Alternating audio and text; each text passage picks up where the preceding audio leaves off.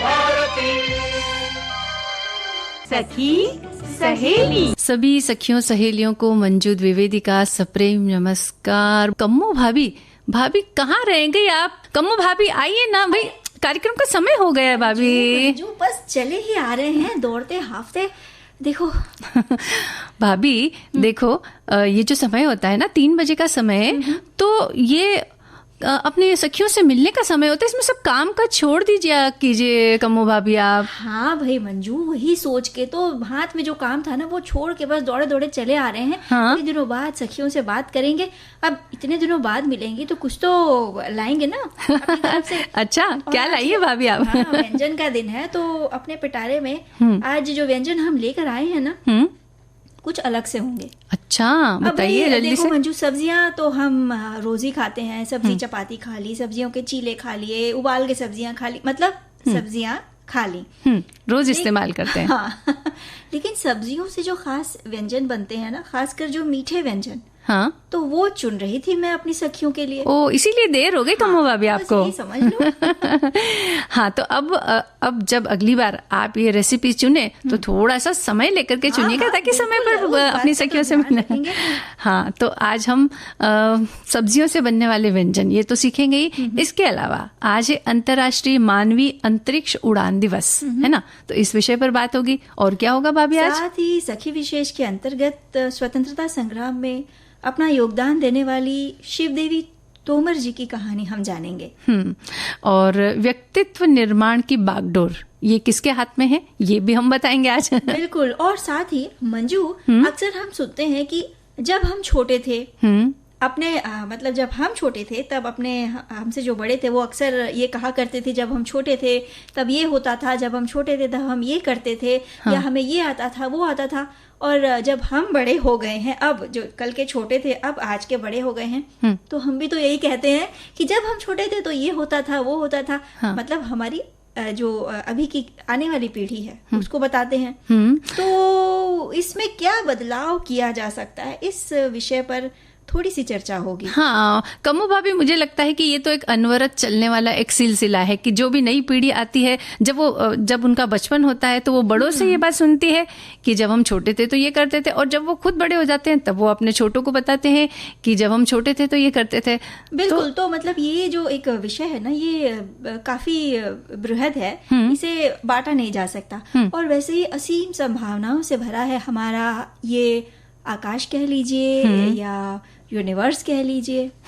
जब इसके बारे में सोचते हैं ना कम्मो भाभी, तो हमें लगता है कि ये ब्रह्मांड कितना बड़ा है, इसमें कितने सारे तारे हैं, सितारे हैं, गैलेक्सी हैं और क्या क्या है, और वो भी इतने विशाल, इतने बड़े, वो कहाँ किस तरह से टंगे हुए हैं। ये जब सोचते हैं ना तो बस दिमाग काम करना बंद कर देता है भाभी। भाई मंजू, सोचो कि एक समय रहा होगा जब इंसान आकाश की तरफ देखता था और जब टिमटिमाटे तारे देखा करता था तो सोचता रहा होगा कि भाई वहां पे वो जो टिमटिमाता हुआ तारा है, क्या वहां पे भी जीवन है, या वो जो चंद्रमा दिख रहा है चमकता हुआ, वो कैसा होगा, उसकी सतह कैसी होगी। मतलब काफी सारे प्रश्न, और इस बृहद अंतरिक्ष में जो भी संभावनाएं हैं, एक कहते हैं ना, एक उत्कंठा लगी रहती होगी मनुष्य के मन में कि कैसे उस तक पहुंचा जाए। और वो दिन आया जब अंतरिक्ष में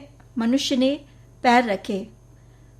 पहली बार मानव को अंतरिक्ष की ओर ले जाने के लिए जो अंतरिक्ष यान निकला, तो वो जो ऐतिहासिक तारीख थी ना मंजू, वो थी 12 अप्रैल साल 1961 का दिन।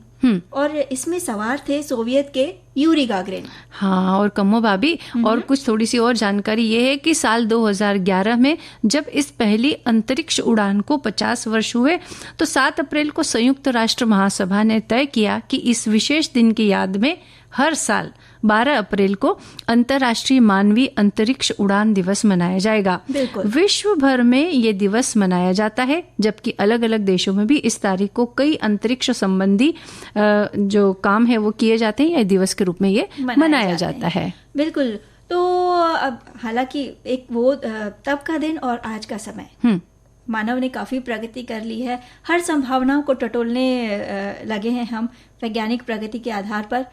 तो आशा है आगे और भी परतें खुलेंगी। हाँ, और भी कुछ वैज्ञानिक जो है उनके अनुसंधान चालू हैं और कुछ नई खोजें होंगी, ये इस बात की हम उम्मीद कर सकते हैं ना कम्मो भाभी। कम्मो जी, हमने देखिए ये गाना तो सुन लिया है और अब जब हम आगे बढ़े थोड़ा। हाँ बिल्कुल बढ़ेंगे मंजू। जब सपनों की बात होती है ना तो अलग अलग उम्र के सपने अलग अलग होते हैं, है ना। बचपन एक छोटा बच्चा अलग सपने देखेगा और एक बढ़ती उम्र का बच्चा अलग सपने देखेगा, और एक वो जो युवावस्था की ओर बढ़ते हुए जो कदम होते हैं वो किशोर वयीन जो व्यक्ति है वो अलग सपने देखेगा। हाँ। लेकिन ये जो उम्र होती है ना 15 से 20 साल के बीच की, उस समय आंखों में कई तरह के सपने होते हैं। बड़े रंगीन सपने भी होते हैं, कुछ कर दिखाने के सपने होते हैं, और अक्सर इस उम्र में सभी जीवन के कुछ अहम फैसले लेने के लिए अपने आप को तैयार करने लगते हैं। बिल्कुल, और इस छोटी सी उम्र में ही देश की स्वतंत्रता का सपना लिए हाथों में तलवार पकड़े बहादुरी के साथ स्वतंत्रता संग्राम में कूद पड़ी थी शिवदेवी तोमर। उनकी 14 साल की बहन जयदेवी ने भी साहस का एक अलग अध्याय लिखा। आज इन्हीं वीरांगनाओं की बातें हम करेंगे सखी विशेष के अंतर्गत। भारतीय स्वतंत्रता संग्राम में जिन कारतूसों की घटना का उल्लेख है, जिन कारतूसों को मुंह से खोलने के लिए सैनिकों ने मना कर दिया था, इसके कारण सन 1857 की क्रांति ने जोर पकड़ा। इस दौरान कई भारतीय सैनिक जो ब्रिटिश सेना में शामिल थे ब्रिटिश सेना के खिलाफ हो गए, और यही समय था जब मई 1857 को भारतीय सैनिकों ने मिलकर मेरठ छावनी में तैनात ब्रिटिश सैनिकों पर हमला बोल दिया। इसमें लगभग 50 ब्रिटिश सैनिक मारे गए। देश भर में एक अलग ही आंदोलन शुरू हो गया और देश की आजादी का नारा बुलंद होने लगा। मंजू, कई युवक युवती भी देश की स्वतंत्रता के लिए अपनी जान न्यौछावर करने को तैयार थे। बिल्कुल ठीक कहा। और मेरठ से 54 किलोमीटर दूर बड़ौत बागपत में रहने वाला एक परिवार देश की स्वतंत्रता के लिए तत्पर था। शाहमल सिंह तोमर के परिवार में उनके अलावा उनकी पत्नी और 2 बच्चियां 16 साल की शिवदेवी तोमर और 14 साल की जयदेवी तोमर थी। पिता शाहमल देश की आज़ादी के लिए जब क्रांति किया करते थे तो दोनों बेटियां उन्हें देखती थी, लेकिन उन्होंने पिता से किसी तरह का प्रशिक्षण इस बारे में नहीं लिया था। जी, जब मेरठ में ब्रिटिश सेना के खिलाफ आंदोलन किया गया तो बड़ौत की घेराबंदी करके शाहमल सिंह ने स्वतंत्रता की घोषणा कर दी। एक ऊंचा झंडा भी फहरा दिया। ब्रिटिश सैनिकों ने जुलाई 1857 को बड़ौत के पास बदक गांव में शाहमल तोमर और उनके साथियों पर हमला बोल दिया। शाहमल सिंह तोमर इस हमले में शहीद हो गए और 32 स्वतंत्रता सेनानियों को पकड़ लिया गया। उन्हें सरेआम सजा दी गई। यही नहीं, ब्रिटिश सेना ने पूरे गांव को तहस नहस कर दिया और लूटपाट भी की गई। और इन अत्याचारों को आंखों के सामने देखने के बाद शिवदेवी तोमर ने यह फैसला किया कि वो अपने पिता के स्वप्न को पूरा करेंगी। इस अत्याचार का बदला भी अंग्रेजों से लेकर रहेंगी। यही वो दिन था जब शिव देवी ने कुछ करने की चाह से अपनी सहेली किशन देवी से मुलाकात की। बाद में गांव के कुछ युवक युवतियों के साथ मिलकर एक योजना बनाई गई। वो अब ब्रिटिश सेना के खिलाफ विद्रोह के लिए तैयार थे। तलवार और लाठियां उठाकर बंदूकों का सामना करने निकले दल का नेतृत्व कर रही थी शिव देवी। जब उन्हें ये पता था कि इसमें उनकी अपनी जान की बाजी लगी है, पर वो दृढ़ निश्चय के साथ आगे बढ़ी। इधर बड़ौत के 32 स्वतंत्रता सेनानियों को सरेआम फांसी देने के कारण अंग्रेज समझ रहे थे कि अब किसी तरह की कोई बगावत नहीं होगी। तभी शिवदेवी तोमर और उनका दल जो था उन्होंने अंग्रेजों पर धावा बोल दिया। वीरांगना की तरह लड़ती हुई शिवदेवी और साथियों ने तकरीबन 17 सैनिकों को मार गिराया और कई घायल किए। इसमें उन्हें ही चोट लगी, लेकिन सारे अंग्रेज बड़ौत से भाग खड़े हुए। ग्रामीणों ने शिवदेवी के शौर्य और उत्साह की सराहना की। जब उनकी चोट का इलाज किया जा रहा था उसी समय ब्रिटिश सेना लौटी और शिवदेवी पर कई गोलियां दाग दी। वो अपनी मातृभूमि के लिए ये वीरांगना शहीद हो गई। अपनी बहन के साथ ये व्यवहार देखकर 14 साल की जयदेवी का खून खौल उठा। उन्होंने आसपास के युवाओं को इकट्ठा कर लखनऊ जाती ब्रिटिश सेना का पीछा किया। साथ ही रास्ते में आने वाले गांव कस्बों के युवाओं को भी इस ओर जागृत किया। मेरठ, अलीगढ़, बुलंदशहर, मैनपुरी और इटावा के युवा भी उनके साथ हो लिए। लखनऊ में ब्रिटिश टुकड़ी से बदला लेने के लिए कई दिनों का लंबा इंतजार करना पड़ा इन्हें, लेकिन सभी युवा अपनी जगह डटे रहे। कहा जाता है कि आखिर जयदेवी तोमर को वो अधिकारी मिल गया जिसने उनकी बहन पर गोली चलाई थी। छोटी बहन ने बड़ी बहन का बदला लिया। बाकी युवाओं ने भी ब्रिटिश सेना पर धावा बोल दिया। इस क्रांति में जयदेवी भी शहीद हो गईं। बाद में स्थानीय निवासियों ने उन्हें लखनऊ में श्रद्धांजलि दी और वहीं प्रतीकात्मक रूप से उनका अंतिम संस्कार भी किया गया। शिवदेवी और जयदेवी तोमर ने देश की स्वतंत्रता के लिए अपनी जान की परवाह न करते हुए बहादुरी और साहस का परिचय दिया, और यही नहीं, देश के लिए अपने प्राण न्यौछावर भी कर दिए। ऐसी वीरांगनाओं को हमारा विनम्र नमन। बिल्कुल, शिवदेवी और जयदेवी तोमर, आज हम उन्हें याद भी करते हैं और एक बार फिर हमारा उन्हें विनम्र नमन। कम्मो भाभी, बताइए कि जब हम छोटे थे तो हम क्या करते थे? हे मंजू, ऐसा है कि जब हम छोटे थे तो हम तो बहुत कुछ किया करते थे, लेकिन वो उस समय की बात है ना। जैसे जैसे समय बीतता है, अब हो सकता है अपना बचपन हमने जैसे जिया, हमारे जो बड़े थे उनका बचपन उससे और अलग रहा होगा, और आज के जो बच्चे हैं उनका बचपन हमारे बचपन से काफी अलग है। हाँ, ये तो मानती हैं कि नहीं? बिल्कुल मानती हूँ। और समय जैसे जैसे बदलता है, वातावरण बदलता है, तो सबके अपने अनुभव भी बदल जाते हैं, बातें भी बदल जाती है। तो अक्सर हमें बड़ों से ये बात सुनने को मिलती है कि जब हम छोटे थे तो ये किया करते थे या वो करते थे। इसी तरह हम भी कई बार अपने से छोटों को ये कहा करते हैं कि जब हम छोटे थे तो ऐसे थे, और इस तरह से लोगों की बातें बांधते थे।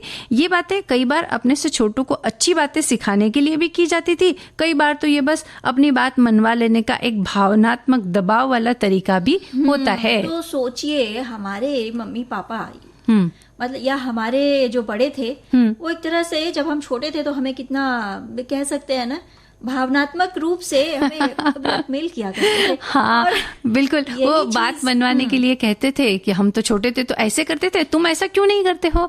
तो जब उन बड़ों की वो बातें सुनते तो एक भावना हमारे अंदर भी आ जाती कि अरे हमारे बड़े बुजुर्गों ने ऐसा किया तो हमें भी करना है। इस तरह से बड़ों की बात हमें माननी पड़ती थी। और सोचने वाली बात यह है कि जब हम छोटे थे तो जब हम अपने बड़ों से यही सुना करते थे, लेकिन आज हम खुद भी यही बात अपने छोटों से कह रहे होते हैं। तो इसका कारण है कि हर पीढ़ी के साथ एक बदलाव आता है, और कहीं ना कहीं उस बदलाव को स्वीकार करने में वो जो पहली पीढ़ी होती है ना, वो थोड़ी बहुत असमर्थ सी होती है, या उसे वो चीज मतलब आत्मसात नहीं कर पाती। बिल्कुल, तो इसलिए उन्हें लगता है कि भाई ये सही नहीं है, ये इसको इस तरह से होना चाहिए था।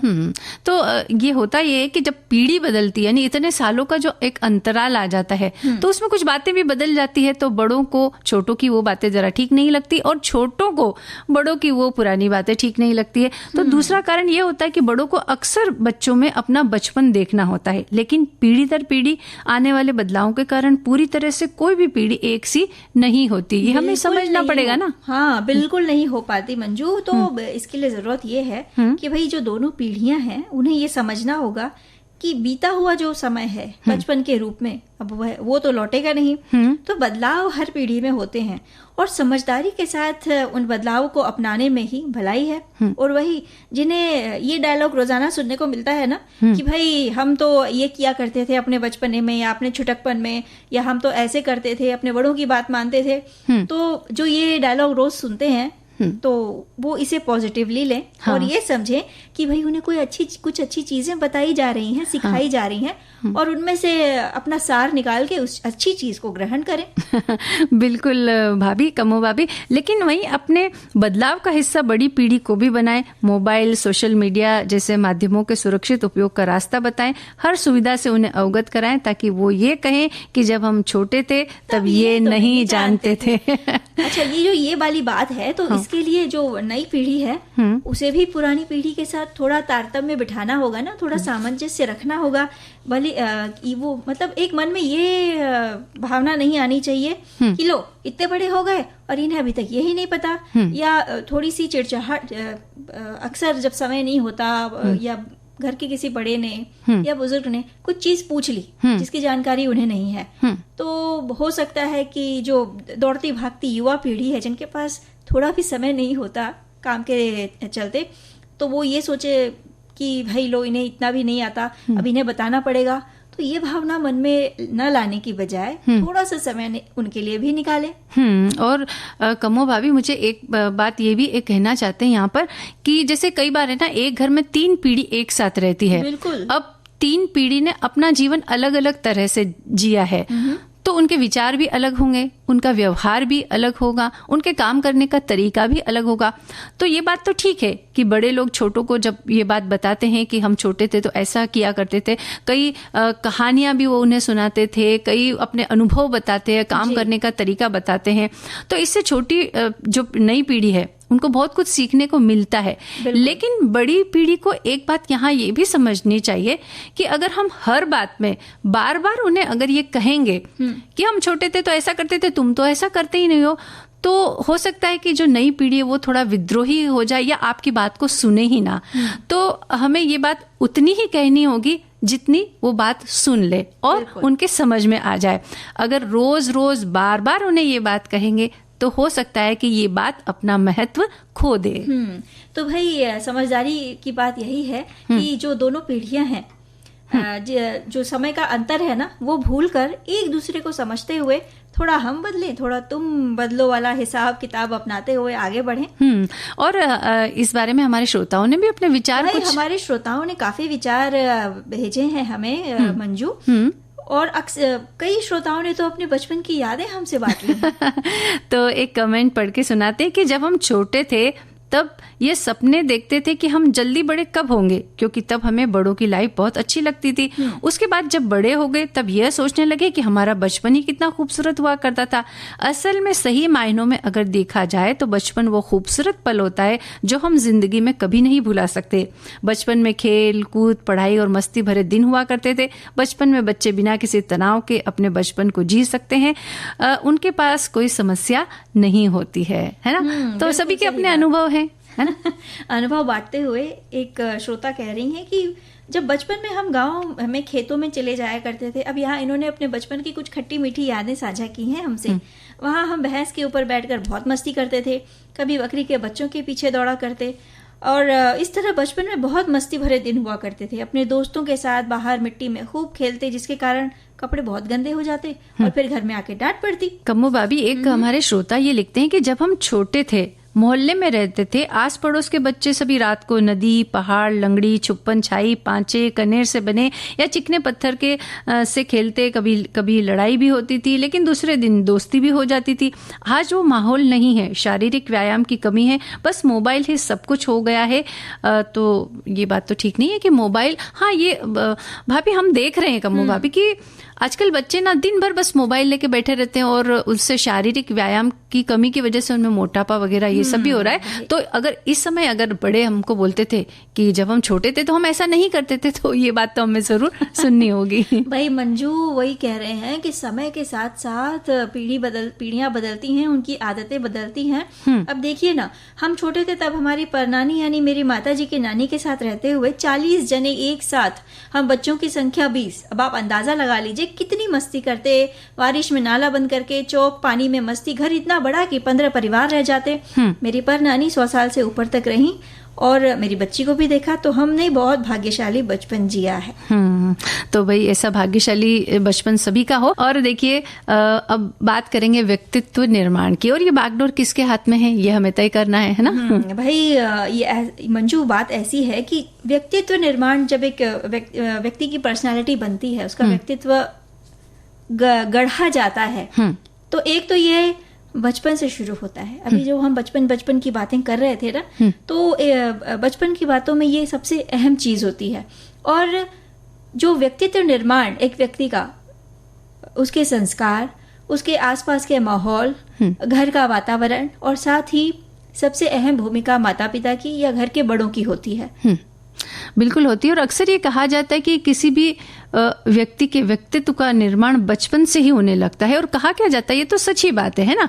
और ऐसे में किसी की संगत जैसे व्यक्तियों के साथ हो और उनके अनुसार ही व्यक्तित्व का निर्माण होता है। कई बार हम ये भी देखते हैं कि परिवार में किसी सदस्य को ज्यादा महत्व मिलता है और किसी को कम।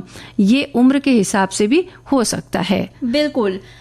पर्सनालिटी डेवलपमेंट, व्यक्तित्व निर्माण, व्यक्ति में कौन से तत्व हैं, प्रेम, त्याग, समर्पण, सच्चाई, सकारात्मक सोच, निश्चलता, और इससे व्यक्तित्व का निर्माण होता है और चरित्र का निर्माण होता है। ऐसा हमारी एक सखी लिख रही हैं। व्यक्ति स्वयं अपने चरित्र का निर्माण करता है। Wealth is last, nothing lost, but character is lost तो एवरीथिंग लॉस्ट। यानी इनका कहना है कि अगर धन जाता है तो कुछ ज्यादा नहीं जाता, लेकिन अगर एक व्यक्तित्व का चरित्र जाता है तो ये कह सकते हैं कि उसका सब कुछ उसने गवा दिया। तो चरित्र की ताकत से सब कुछ प्राप्त किया जा सकता है। तो कहना यही है कि जो व्यक्तित्व निर्माण की जो कहते हैं ना प्रक्रिया, अहम भूमिका है, जो अहम प्रक्रिया है, वो कहीं ना कहीं बचपन से और परिवार से ही शुरू होती है। एक शोध ये कहता है कि जब किसी व्यक्ति को लंबे समय तक दबाव बनाए रखने वाले व्यक्तियों या व्यक्ति का साथ मिलता है तो इससे होता क्या है कि उसकी जो निर्णय लेने की क्षमता होती है वो प्रभावित होती है। कई बार परिवार के सदस्यों के दबाव में युवा मन जो है अपने मन का कोई भी काम नहीं कर पाता, यहाँ तक कि किसी से दोस्ती करना चाहते हैं, किससे नहीं, ये भी कोई और तय करता है। तो किस विषय से पढ़ाई करना चाहते हैं, कौन सा करियर चुनना है, किस फील्ड में आगे बढ़ना है, इन सब ये सारे जो अहम फैसले हैं जो आगे जाकर उस व्यक्ति की अगली जिंदगी का निर्माण करेंगे, ये सारे अहम फैसले भी कोई और व्यक्ति उस व्यक्ति के लिए करता है। तो शोध बताता है कि ऐसा दबाव लंबे समय तक झेलने से युवा मन पर बुरा असर पड़ता है। ये असर जीवन भर बना रहता है। जब अपने अनुसार निर्णय लेने का मौका भी आता है तो दबाव झेलने वाले ये व्यक्ति खुद को कमजोर पाते हैं। न सिर्फ परिवार बल्कि कुछ ऐसे भी दोस्तों के कारण भी होता है। दोस्त तय करते हैं कि उनका जो दोस्त है वो किस किस्म का दोस्त है, किससे मिलेगा, किससे बात करेगा, सोशल मीडिया पर किसे फॉलो करेगा, ये सब बातें भी वो अपने दोस्तों के दबाव में करते हैं। तो ये बात थोड़ी सी विचार करने योग्य है ना? बिल्कुल। तो न सिर्फ परिवार बल्कि कुछ ऐसे दो जो अपने दोस्तों की बात की ना, तो उनमें से हो सकता है कई दबंग दोस्त होते हैं। तो कहीं ना कहीं ये सारी चीजें उस व्यक्ति के मन पे, जो एक युवा मन होता है, बेहद नाजुक होता है, अभी गढ़ रहा होता है, बन रहा होता है, तो कहीं ना कहीं ये सारी चीजें उसके मन पे असर डालती हैं। तो इन सारी चीजों से बचने के लिए क्या किया जा सकता है? हाँ, कुछ उपाय अगर हम करें या फिर शुरुआत से अगर ध्यान रखें तो पर्सनालिटी में जो बातें आ जाती ये आने से बच जाएगी। एक तो परिवार के साथ के महत्व को नकारा नहीं जा सकता, पर परिवार में यह समझ होना जरूरी है कि एक खास उम्र के बाद युवाओं को भी निर्णयों में शामिल किया जाए, खास तौर से अगर बात उनकी जिंदगी से जुड़ी हो तब तो जरूर करना चाहिए। बिल्कुल। और युवाओं को भी अगर इस तरह का दबाव महसूस हो रहा है तो ये जरूरी है कि वो घर के बड़ों से बात करने की पहल करें। ये नहीं कि अपने मन में जो कुछ बातें हैं ना, अक्सर कई युवा तनाव में आ जाते हैं, डिप्रेशन में आने के कारण अपने मन की बात एक्सप्रेस नहीं कर पाते, अपने बड़ों से कह नहीं पाते। तो भाई जरूरत है युवाओं को आगे बढ़कर अगर मन में कोई बात है तो अपने जो खास करीबी हैं या भले दोस्त हों या घर के बड़े हों जिन पे उन पे विश्वास करते हों, उनसे बात कीजिए। हाँ, और सबसे बड़ी बात तो ये कि घर के लोगों का ही अपने बच्चों के साथ ऐसा तालमेल होना चाहिए या फिर ऐसा दोस्ताना संबंध होना चाहिए कि बच्चों को अगर कोई परेशानी आ रही है तो वो अपने बड़े बुजुर्गों से, माता पिता से इस बारे में कह सके, दिल खोल कर कह सके। मतलब उनमें इतनी हिम्मत हो कि अगर मुझे परेशानी है तो मैं अपने माता पिता से अगर इसे साझा करूंगा या करूंगी तो वो मेरी मदद करेंगे। ये एक विश्वास उनके मन में होना बहुत ही जरूरी है। बिल्कुल सही बात है। तो और इसके अलावा अगर दबाव दोस्तों की ओर से हो तो ये तय किया जा सकता है कि उनका साथी सही है या नहीं, दोस्त इससे हमें दोस्ती रखना है या नहीं रखना है, या उन लोगों से दूर रहना है, तो ये भी तय किया जा सकता है। तो ये भी आपके व्यक्तित्व निर्माण में बहुत एक सहायक, क्योंकि दोस्तों का तो बहुत कभी कभी हमने सुना है ना कि कुछ भी जब बुराई होती है हम अरे आपने ये करना है क्यों शुरू किया, तो वो ये कहते हैं कि अरे दोस्तों के साथ रह के बस शुरू कर दिया। तो यानी कि संगत का असर, दोस्तों का असर हमारी व्यक्तित्व पर पड़ता ही है, तो इसलिए संगत का भी सही होना जरूरी है। मंजू, ऐसा है कि जब बच्चे छोटे होते हैं तब तक तो माता पिता के रखरखाव में रहते हैं, है ना, और घर से जब बच्चे बाहर निकलते हैं तो बाहर की दुनिया वो देख रहे हैं, उनके दोस्त कौन कौन होंगे ये वो खुद तय कर रहे हैं। आगे चलकर कौन सी राह उन्हें अपनानी है, कहीं ना कहीं वो खुद एक छोटा सा ही निर्णय है, वो खुद ले रहे हैं, तो ये उन्हें सीखना होगा कि कौन सी राह सही है, कौन सी गलत है, किस राह जाना है, किस राह नहीं जाना है, संगति किस तरह की करनी है, कैसी नहीं करनी है। ये जो सारे छोटे छोटे प्रश्न है ना, इनका उत्तर अगर शांत मन से खोजेंगे तो हम कह सकते हैं कि वो जो पर्सनालिटी हमारी है वो धीरे धीरे धीरे उसमें निखार आता जाएगा। बिल्कुल। तो जहाँ तक व्यक्तित्व निर्माण की बागडोर है, तो ये किसी एक के हाथ में नहीं है, बल्कि पूरा परिवार मिलकर के व्यक्तित्व का निर्माण करता है और व्यक्ति स्वयं भी अपने व्यक्तित्व का निर्माण करता है जी। और ऐसा ही कुछ हमारी एक सखी कह रही हैं कि व्यक्ति के आचरण, व्यवहार, शिक्षा, योग्यता, शालीनता, पहनावा, उदारता, त्याग, क्षमा और बौद्धिकता जैसे तत्वों को अपनाकर जो अपनी छवि को औरों से अलग प्रस्तुत करता है ना, इसे ही व्यक्तित्व विकास कहा जाता है। गीत हमने सुन लिया कम्मो भाभी, और देखो अब जो मतलब खाने पीने की थोड़ी बात करनी है, और ये बड़ा एक इंटरेस्टिंग समय होता है जब मंजू मैं वही कहने जा रही थी कि रसोई में जाकर ये ना पूछो कि कढ़ाई है कहाँ और करछी है कहाँ। अगर ऐसा पूछेंगे ना तो घर वाले हमसे कहेंगे कि फिर खाना क्या बनाएंगे जब आपको कढ़ाई और करछी भी पता नहीं है। तो चलिए, वैसे तो देखिए भोजन सब अपने अपने हिसाब से बनाते हैं, लेकिन अगर उसमें कुछ नई रेसिपी, कोई नया व्यंजन कुछ अगर मिल जाए कभी कभी खाने को, तो भोजन में बड़ा एक यूं कह सकते हैं ना कि भाई एक मजा आने लग जाता है। कि हम सभी को ना मंजू रोज एक प्रश्न का सामना करना पड़ता है, आज क्या बनाए। हाँ बिल्कुल। आज क्या बन रहा है, नाश्ते में क्या बन रहा है, खाने में क्या बन रहा है, या फिर शाम को भाई क्या मिलेगा खाने में। चलिए, आज एक बड़ी एक अलग सी चीज हम बताते हैं, लहसुन की खीर। मतलब ये हम कहने वाले थे कि जब जो सब्जियां होती हैं ना, खाते तो हम रोज हैं, लेकिन उन सब्जियों को भी अलग तरीके से अगर बनाए या कुछ अलग व्यंजन बनाए तो थोड़ा स्वाद भी आएगा और आनंद भी आएगा। और जो बच्चे खासकर जो मुंह बना बना के सब्जियां खाते हैं ना मंजू, तो ये उनके लिए है। हाँ, और मतलब ऐसे व्यंजन अगर हम बनाए तो सब्जियां आसानी से खाई भी जा सकेगी। लोग पूछेंगे कि ये किस चीज से बनाए, जब आप कहेंगे कि सब्जी से बनाया तो दांतों तले उंगली दबा लेंगे, घर के लोग बोलेंगे सब्जी से ऐसा भी व्यंजन बनता है। आश्चर्य के भाव के साथ। हाँ, तो देखो लहसुन की खीर किस तरह से बनानी है, हम बताते हैं। सामग्री क्या चाहिए, 1 कप लहसुन चाहिए, 1 लीटर दूध चाहिए, आधा कप शक्कर, आधा टीस्पून इलायची पाउडर चाहिए, 1 टेबल स्पून पिस्ता चाहिए और 1 टेबल स्पून बादाम कटे हुए। ये तो हो गई सामग्री। अब बनाना किस तरह से है ये बताते हैं, विधि क्या है वो बता देते हैं। कि लहसुन के छिलके उतारकर पानी से धोकर उनको पहले तो आप साफ कर लें। उसके बाद एक तपेले में पानी डाल करके गैस को तेज आंच पर चालू कर लें। 5-7 और उसके अंदर ये लहसुन हमें जो छिली हुई लहसुन है, कलियां हैं, ये डाल देंगे। 5-7 मिनट तक उबालने के बाद में एक छलनी पर ये लहसुन निकाल करके रख देंगे ताकि उसका पानी निकल जाए पूरी तरह से। अब एक पैन में दूध और शक्कर डाल करके चम्मच से चलाते हुए धीमी आंच पर गाढ़ा होने तक दूध को हमें उबालना है। दूध अच्छा गाढ़ा हो जाने पर उबले लहसुन, इलायची, पिस्ता और बादाम डालकर 20 से 25 मिनट कर इसको उबालना है।